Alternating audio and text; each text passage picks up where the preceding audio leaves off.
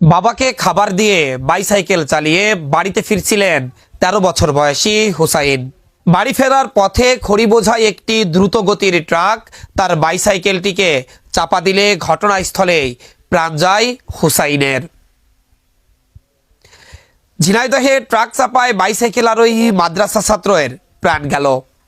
ঝিনাইদহ সদরে ট্রাক চাপায় বাইসাইকেল আরোহী মাদ্রাসা ছাত্রের প্রাণ গেছে। সোমবার সকালে উপজেলার খড়িখালী মোল্লা ব্রিক্স নামের ইটভাটার সামনে এই দুর্ঘটনা ঘটে।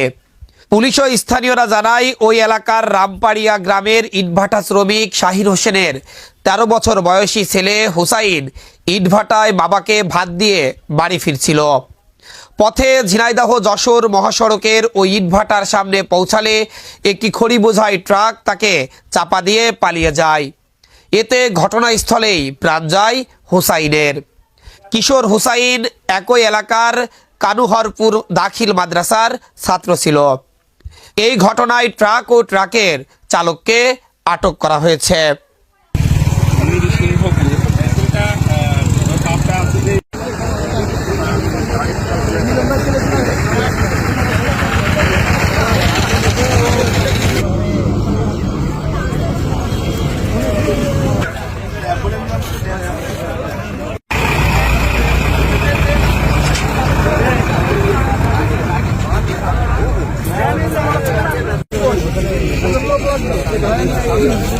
ভাড়াই ছিল লোক লাগবে তো মামলা